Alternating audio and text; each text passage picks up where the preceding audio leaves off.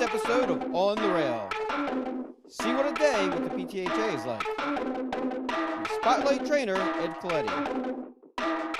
Meet another of our war horses. See what the track ponies do. Meet jockey Matilda Burnham. Learn about the Grandy Fund. On the Rail starts now.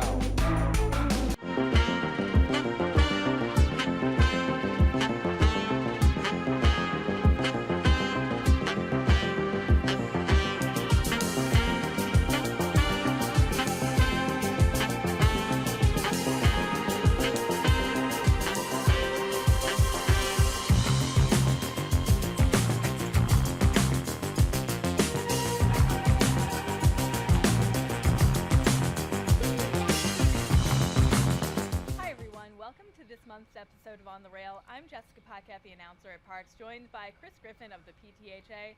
Now, the Preakness Stakes, that's in the rearview mirror. No Triple Crown on the line this year, but still plenty of exciting things coming up on Belmont Stakes Day, Saturday, June 8th. We have Barks at the Parks right here at Parks, and it supports the Tri-State Basset Hound Rescue. Now, Chris, we're both big dog people. Yeah. I think this is our favorite day of the year. Yeah, it really is, and it's going to be a great day. Tons of family fun, the Basset Hound races as well. Watch the humans chase them around too, but let's get the show started. We got to get right into the action. I know you had a chance to catch up with trainer Ed Coletti Jr., so it's time for you to check out this trainer spotlight.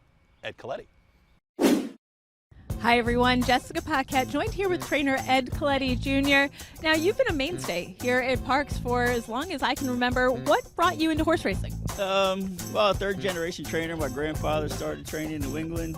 My dad came back this way in like 1974.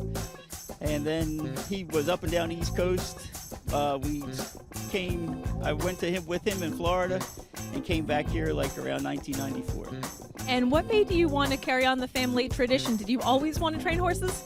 Actually, I went to college for about a year and a half, hated pretty much every day of it. I was always here at the races with my father helping him and everything. Woke up one morning, went to the farm with him in Ocala when he bought his farm. Really hated that. So came back to the racetrack and here I am. Now, what are some lessons that you've learned from your father and your grandfather that you take into your own training philosophies? You know what, I realized that I enjoy the babies. Like, they taught me to how to bring the babies up, how to get the babies ready, and to really treat your staff well, because your staff is everything. Like, if you don't have a good staff and you don't have the right people in place, you're nothing without them. So you really got to have a good staff and have the babies coming up every year to make you successful. Hope does spring eternal with a young horse. Now let's rewind a little bit. Tell me about your first win as a trainer on your own. My first win, actually his name was Crosby Moto. I was assistant trainer for Eddie Lehman, and my dad was breaking babies, and we bought a horse from Stanley Jolson, and he gave it to me. He was a Jersey bred, and so he was my first winner, and he actually became my stable pony for many years. He wound up being a great stable pony.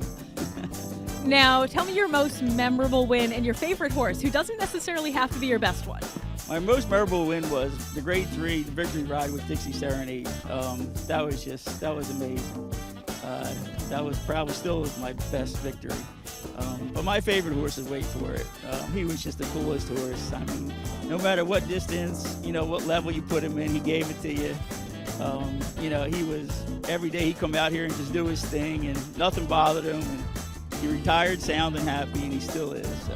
And we're all watching him train towards the Retired Racehorse Project. Are you enjoying watching his updates? Yeah, I love it. I love seeing them updates from Mickey. It's great. Now, tell me, looking back on all of these years training horses, what have horses taught you the most?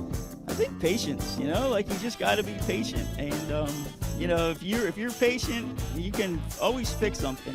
Like, don't panic, just figure it out, and eventually it will come to fruition. Is there one major race that you would love to win above all others? The Derby. I mean, that's the hope. From the time I was a kid till now, you want to get to the Derby. Pennsylvania or Kentucky? I prefer Kentucky, but I'll take either one.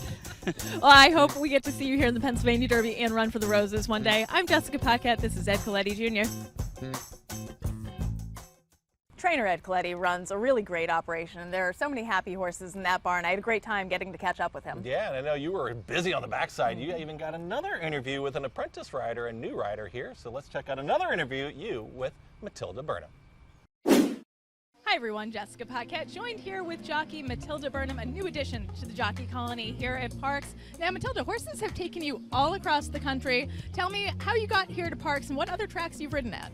I grew up in Maine. I was born on a boat and my first word was horse, so it was just in my blood somehow. They've taken me all around the country. I actually rode in Argentina a bit, doing show jumpers. I was in Ocala, Florida, riding event horses, and then during the summer, like up and down the East Coast. Eventually that took me out to California. That is where I officially started galloping racehorses. I first galloped for Walter Solis and then later for Peter Miller. And then that brought me to riding races. I rode my first race in San Francisco at Golden Gate. Then I moved from there. I went to Indiana. I rode at Churchill, Keeneland, Turfway, and now I'm here in Parks. Now, your background in sport horses, how do you think that has helped you riding races? It really has helped me so much, especially with the mentality. You learn, especially when you make a mistake, that you can be upset about it for maybe 20 minutes, and then you need to learn from that and then move on. That mentality has really helped me, and to be honest, when I was galloping, I was still eventing, and that helped me a lot too, just learning to be under pressure. I worked for Peter Miller, and he was very specific about the times for our breezes. Just learning to deal with that kind of pressure, working these stake horses, helped me in the afternoons with the show horses, and then has helped with being a jockey. Now, at what point did you decide you really wanted to go for it and be a jockey, and what made you want to pursue riding races? I got on my first racehorse on a racetrack, actually in Ocala, Florida. There was a horse I wanted to buy. I actually didn't quite have enough money for him. I was buying and selling at the time. I think I bought like 2 horses that month already, and this would have been third. I really should have bought him. But the guy said, hey, you know what? Like, put this amount down, and then if you come out and get on 1 or 2 for me in the mornings, you can pay off the rest of it. So I said, okay, no problem. I thought I knew how to gallop. I got off 2 of the easiest horses ever. But I remember I got to work them, and then that's kind of like the light bulb went on. And then later when I went out into California and got more involved with it, I realized I liked breezing horses just as much as I like jumping them. So I was like, well, give that a try. And what have you learned so far in your journey being a jockey? Have there been any moments that you've really been humbled or sought advice from other people?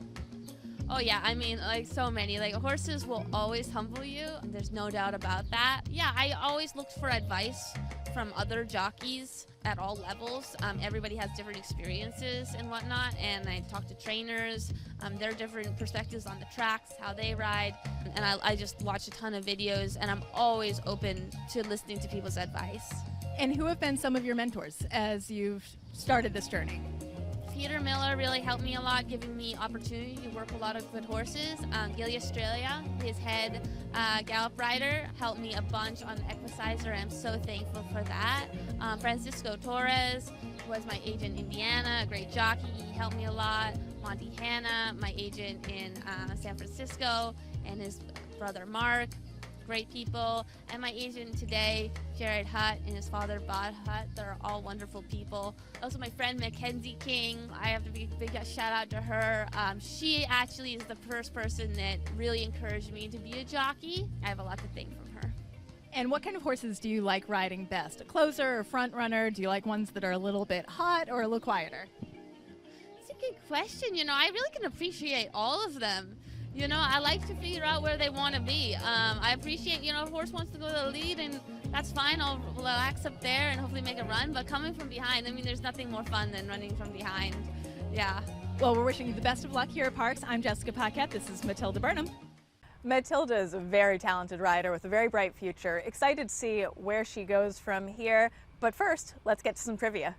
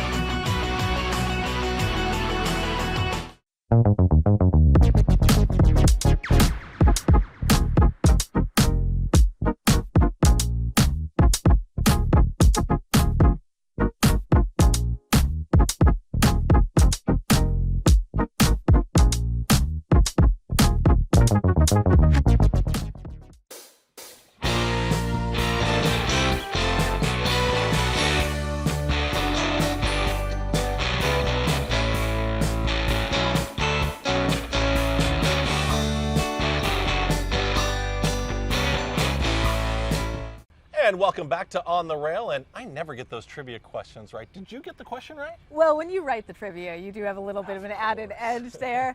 Now, Chris, I know you've been busy as well, and you get asked a lot. What does the PTHA do? Yeah, that's a great question, and I think I had a little bit more. It's the Pennsylvania Thoroughbred Horsemen's Association, and what does that even mean? Horsemen helping horsemen. 50 years now, Parks Racing has been in business, and the PTHA has been there almost every step of the way. I'm going to walk back, and we're going to meet some of our great team back here with the PTHA. How about you guys? Come with me. It's time for a day with the PTHA. Now, we can't have a day at the PTHA without the executive director, Jeff Maddie. The big takeaway is that we do just about everything and anything for our horsemen. Training thoroughbred horses is one of the most difficult jobs in the world. We are just here to make the lives of our trainers better, the lives of our owners better, and we could not be more appreciative that they choose Parks Racetrack, more particularly the PTHA. Let's pop in and see co-host of Let's Go Racing, Danny Gibson. Danny Gibson, look who we find. So I started here in 2016, and I started with Let's Go Racing when Keith Jones retired. So it's been about 3 years now, and I'm really the liaison between our owners and trainers and our fans. I run our social media for Let's Go Racing, PTHA, help out with that.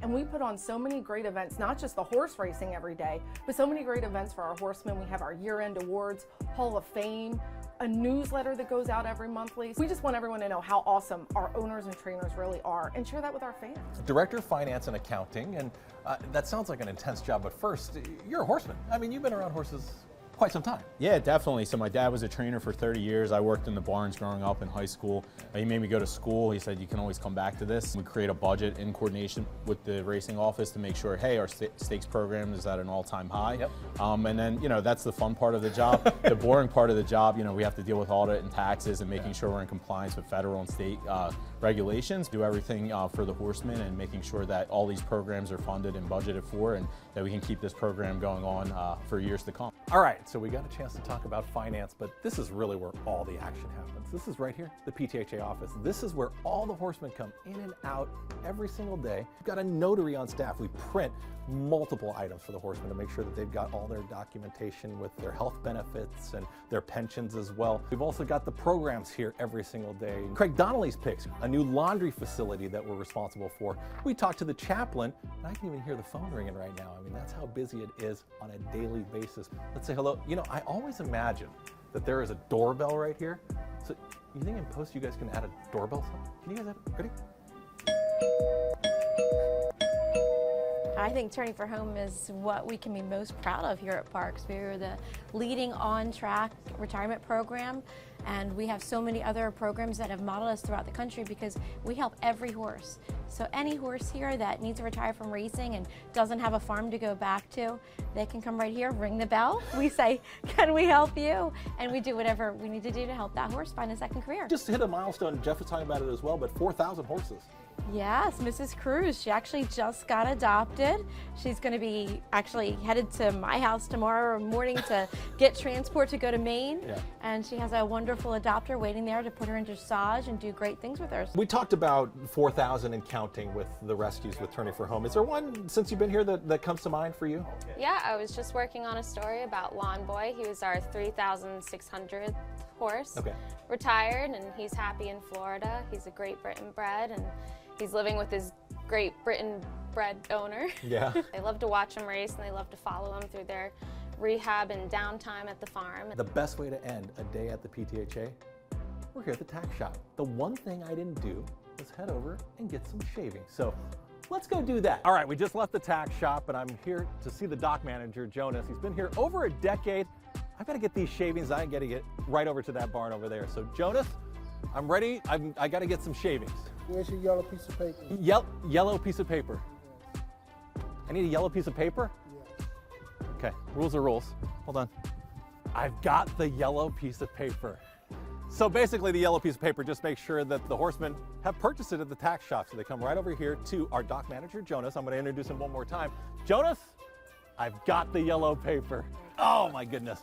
Okay, I think that there was one. I think it was only one. It's a great day at the PTHA. Wow, the PTHA really does so much for the horsemen and women here. What a valuable resource they are on the backside. Yeah, really great team, and we do work 7 days a week, 24 hours a day. It's a non-stop job back there. Great job by the entire team. We also have a scholarship fund, and I wanted to spend some time separately from just what we do at the PTHA to talk about the Granny Fund, because we're actually giving out scholarships on Father's Day. So here's more about the Granny Fund. The Pennsylvania Thoroughbred Horsemen's Association and PTHA Charities established the Granny Fund in March of 2000 as a memorial to Catherine Granny Humans. She was the mother of longtime PTHA Secretary Connie Humans. The fund has been used to help many young and not so young stable employees continue their education in college and night classes for the betterment of the entire community right here at Parks. Granny, as everyone knew her at the track, was a fixture on the backstretch, at picnics, banquets, and so much more. Granny was adamant about people bettering themselves through education, hard work, life experiences, and relationships. Applications can still be submitted for the 2024 fall semester. Fall semester 2024. With a deadline of May 31st, 2024. Apply right now for the Granny Fund and your chance to get a scholarship from the PTHA. Join us on Sunday, June 16th for Father's Day and to see all of the deserving recipients of the PTHA's scholarships. And now, a short break, but there's more on the rail after this.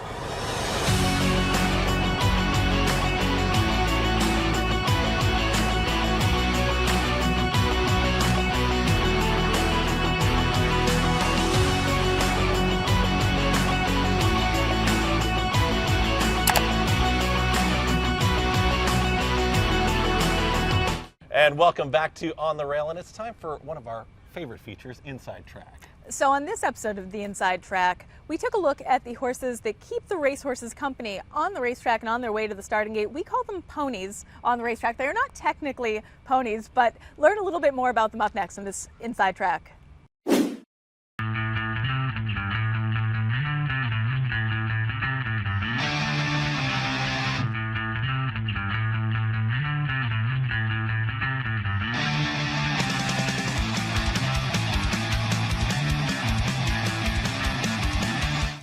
Hi everyone, Jessica Paquette, joined here with Brandy Steenson and Rooster. For this week's Inside Track, we're going to learn more about the pony horses and the role they play in keeping everyone safe on a racing day. Now, Brandy, tell me, what's the job of a pony rider and a pony? Okay, the pony horse is to keep the racehorse quiet, give him a calming effect, like a buddy, and it also helps the jockey, doesn't use a lot of strength because he needs it more to ride and say he's not wrestling with the horse. Now, when you go onto the track or start a racing day, do you know which horses you'll be ponying before the day? Yes, we have our own private clients. We're self-employed. So we get our program, mark our program, and we know who we're taking, what race we're taking, and all that good stuff. Now, what goes into making a good pony? Sometimes we see them that they're thoroughbreds, and sometimes it's a horse of a different color. Thoroughbreds make very good ponies. They're very versatile. I like quarter horses, but you want someone with a good brain that's smart, because they have to figure out if you're going up to the gate and sometimes the horse will start to suck back a little bit, they're on it. They wheel around right with the horse. They get it like a second nature for them. And they're good at it, but they have to have a good brain and they have to have quirks. It seems like the more quirks they have, the better the pony they are. And horses can pony well into their 20s. How old is Rooster? 26. And how long have you had him? 15 years. Do you feel that it's a partnership? Oh, most definitely. Most definitely. He takes care of me, and I take care of him the best I possibly can. And in order to take care of him, sometimes it requires some separate equipment. So tell me about some of the equipment that a pony horse wears to keep himself safe. This is what we call a bite plate, and it goes over their neck, because when the racehorses, they're athletes, they get excited, they start nipping, so the pony doesn't get nipped. And then this goes by their rump across their hip, and that's because horses tend to lay on the pony sometimes, so the iron doesn't pinch them in their belly or their stifle area. So everyone stays safe and gets to the gate and gets the race off in time. I'm Jessica Paquette, this is Brandy Steenson, and this is the Inside Track. We really appreciate our ponies here at Parks and the men and women that ride them who help keep our equine and human athletes very safe on the racetrack. Yeah, couldn't agree more. And let's switch gears now. Let's get back to some of those horses that do race on the racetrack. It's time for Warhorse Wednesday, and I know that's one of the great segments right here at Parks, and you got a chance to catch up with our Warhorse Wednesday.